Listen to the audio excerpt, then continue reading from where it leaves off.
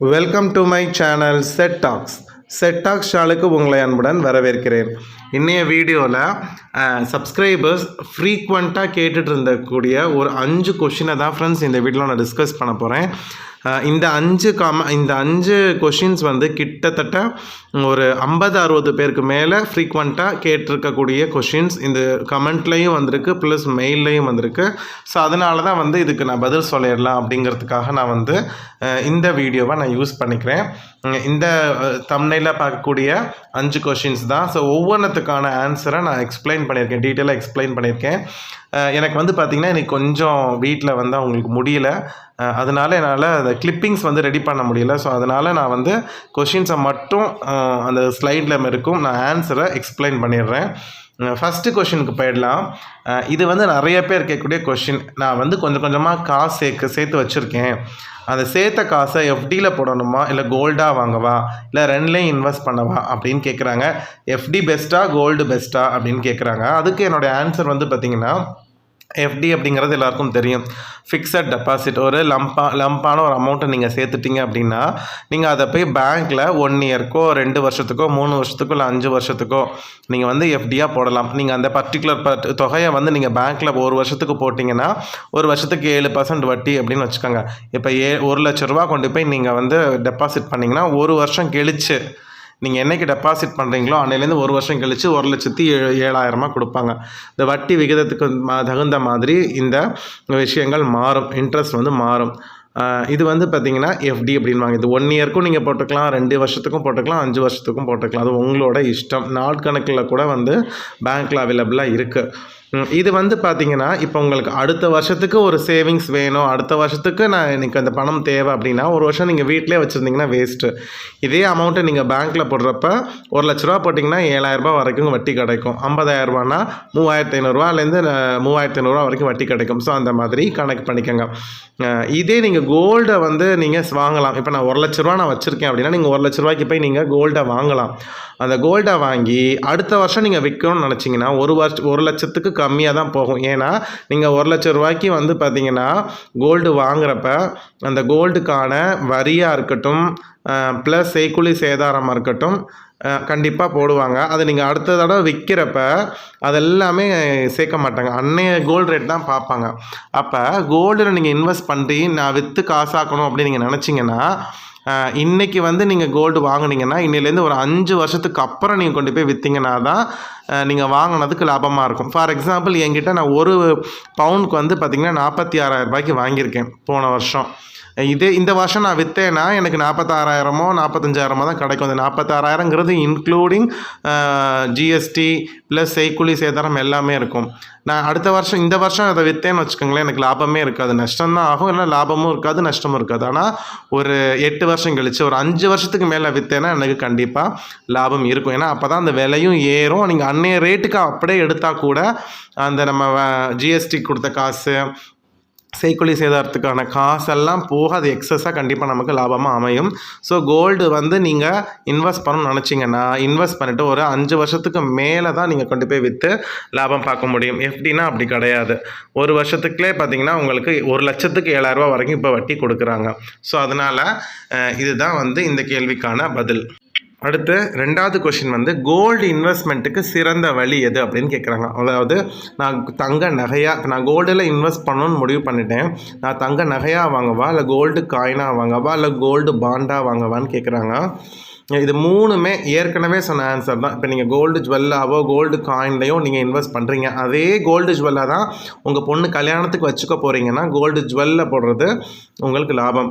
ஆனால் நான் கோல்டு ஜுவல்லில் போட்டுட்டு ஒரு 20 வருஷத்துக்கு அப்புறம் அதை விற்று நான் வேறு டிசைனாக மாற்ற போகிறீங்க அப்படின்னா அதுக்கு கோல்டு ஜுவல் நஷ்டம். ஏன்னா நீங்கள் விற்று மாற்றுறப்ப எத்தனை பவுன் விற்றீங்களோ அத்தனை பவுன் எடுக்க முடியாது. கோல்டு காயினாக வாங்கி நான் அப்படியே என் பொண்ணுக்கு நகையாக மாற்றிடலாம் அப்படின்னு சொன்னீங்கன்னா கூட அதுலேயும் கொஞ்சம் நஷ்டம் இருக்குது. ஏன்னா கோல்டு காயினுக்கு கூட செய்கூலி சேதாரம் வந்து போடுறாங்க, ஜிஎஸ்டியும் போடுறாங்க.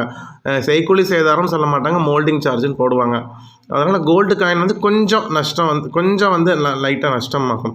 ஆனால் கோல்டு பாண்டில் போட்டிங்கன்னா 8 வருஷம் கழித்து தான் நீங்கள் அதை காசாக மாற்ற முடியும், தங்கத்தோட விலை ஏற்றதுக்கு தகுந்த மாதிரி. அப்போ 8 வருஷத்துக்கு அப்புறம் கோல்டோட ரேட் ஏறி இருக்கும், அதனால உங்களுக்கு லாபம் அதிகமாகவும் இருக்கும். அது இல்லாமல் கோல்டு பாண்டில் 2.5% வட்டியும் தராங்க. இந்த கோல்டு பாண்டை பற்றி டீட்டெயில்டு வீடியோ நான் போட்டிருக்கேன், அதை வந்து நான் டிஸ்கிரிப்ஷன் பாக்ஸில் தரேன். அந்த வீடியோட லிங்கை நீங்கள் கண்டிப்பாக மறக்காமல் போய் பாருங்கள். என்னையை கேட்டால் நீங்கள் கோல்டு இன்வெஸ்ட்மெண்ட்டுக்கு சிறந்த வழி நான் கோல்டு பாண்டுன்னு தான் சொல்லுவேன். கோல்டு ஜுவல்ஸுக்கும் கோல்டு காயினுக்கும் வந்து பார்த்திங்கன்னா கொஞ்சம் சில நேரத்தில் வந்து ஷார்ட் டர்மாக பண்ணுறப்ப லாபம் இல்லாத மாதிரி இருக்குது. கோல்டு சேவிங் டிப்ஸ்னு ஒரு பிளேலிஸ்ட் இருக்குது, அந்த பிளேலிஸ்ட்டோட லிங்க்கை நான் டிஸ்கிரிப்ஷன் பாக்ஸில் தரேன் ஃப்ரெண்ட்ஸ். இதுதான் இந்த கொஷினுக்கான ஆன்சர். அடுத்து கடனை அடைக்கிறதுக்கு எப்படி சேமிக்கணும் அப்படின்னு கேட்டிருக்காங்க. நிறைய பேர் வந்து இப்போ புரிஞ்சுக்கிட்டாங்க, ரியலைஸ் பண்ண ஆரம்பிச்சிட்டாங்க. கடன் அடைக்க வழி சொல்லுங்கன்னா ஒரே வழி தான், உங்களோட வருமானத்தை பெருக்கின வருமானத்தை சேர்த்து நீங்கள் கடனை அடைக்கணும் அப்படின்னு சொல்லுவேன். ஸோ அந்த உண்மையை வந்து இப்போ நிறைய பேர் புரிஞ்சுக்கிட்டீங்க.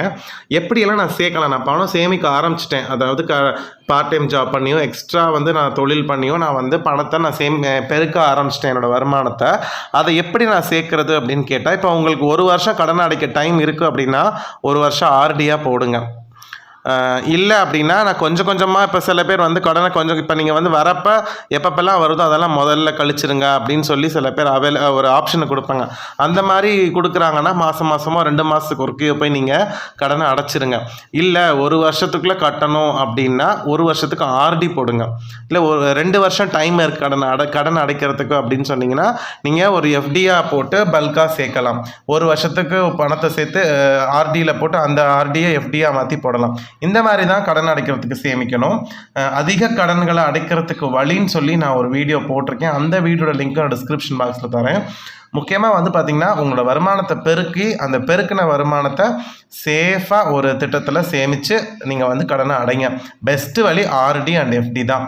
இல்லை கையோட மாதம் கொடுத்துட்டா எனக்கு ஒரு கடன் ஒழிஞ்சிரும் அப்படின்னு நினச்சிங்க, அப்படி ஒரு ஆப்ஷன் உங்கள்கிட்ட கடன் கொடுத்தவங்க கொடுக்குறாங்கனாலும் அதை ஃபாலோ பண்ணிக்கோங்க. பெஸ்ட்டு மெத்தட் என்ன கேட்டால் ஆர்டி. அடுத்து சொந்த வீடை கட்டுறதுக்கு பணத்தை எப்படி சேமிக்கணும் அப்படின்னு நிறைய பேர் கேட்டிருக்காங்க.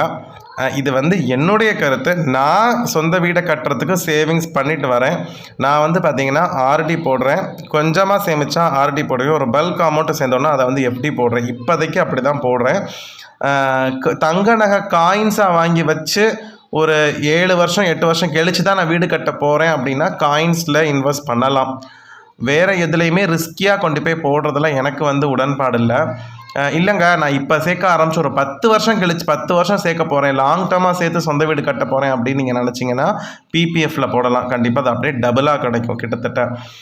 அதுக்கப்புறம் இந்த மாதிரி மெத்தட்ஸ் தான் பெஸ்ட்டு. என்ன கேட்டால் எப்பப்பெல்லாம் பல்க் அமௌண்ட் கிடைக்குதோ சேர்த்து ஒரு 50,000 வரைக்கும் சேர்த்துட்டிங்கன்னா ஒரு எஃப்டியாக போடுங்க. அடுத்து ஒரு 50,000 சேர்த்திங்கன்னா எஃப்டியாக போடுங்க.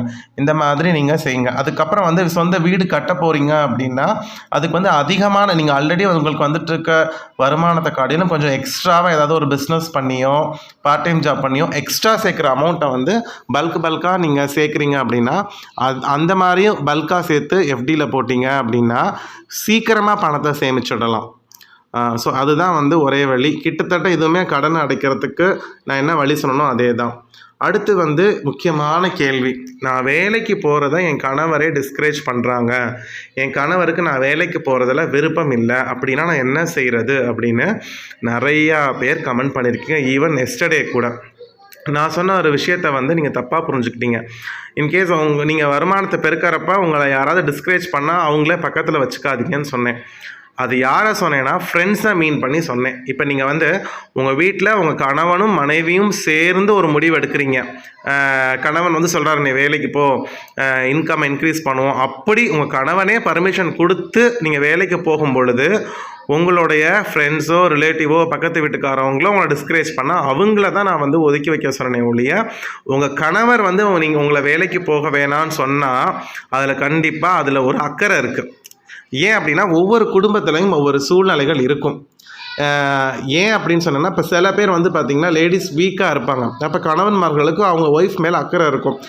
ரொம்ப வீக்காக இருக்கா, இப்போ நம்ம வேலைக்கு அவங்கள அனுப்பிச்சோம் அப்படின்னா கண்டிப்பாக வந்து அவங்களுக்கு உடம்பு முடியாமல் போயிடும் அப்படின்னு கன்சர்ன் இருக்கும்.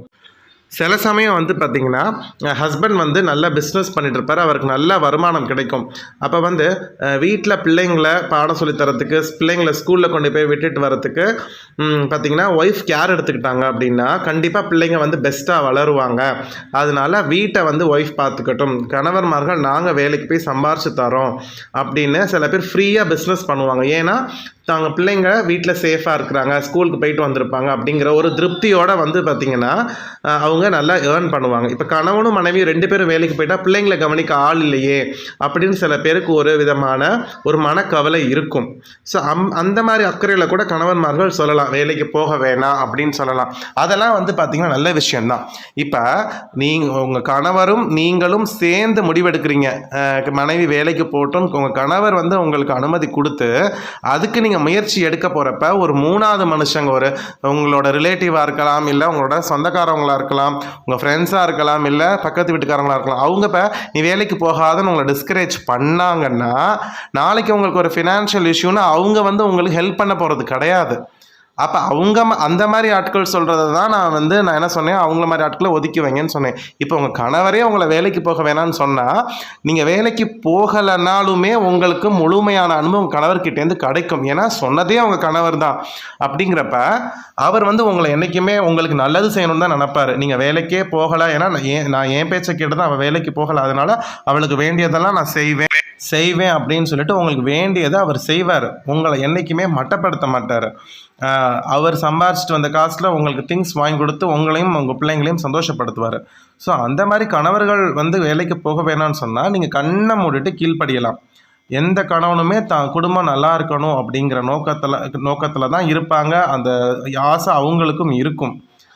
அவங்க வந்து ஒரு விஷயம் உங்களை வேலைக்கு போக வேணாம்னு சொல்கிறாங்கன்னா கண்டிப்பாக அதுக்கு பின்னாடி அர்த்தம் இருக்கும். ஸோ அதனால் அவங்க சொல்கிறத கீழ்ப்படிங்க. ஸோ இதுதான் இந்த கேள்விக்கான பதில். ஸோ இதோட இந்த வீடியோ நான் இங்கே முடிச்சுக்கிறேன் ஃப்ரெண்ட்ஸ். இந்த வீடியோ உங்களுக்கு பிரயோஜனமாக இருந்துச்சுன்னா மறக்காமல் உங்கள் ஃப்ரெண்ட்ஸ் எல்லாருக்கும் இதை ஷேர் பண்ணுங்கள். மறக்காமல் உங்களோட கமெண்ட் செக்ஷனில் சொல்லுங்கள் ஃப்ரெண்ட்ஸ். அடுத்த வீடியோவில் உங்களை பார்க்குறேன். பாய்.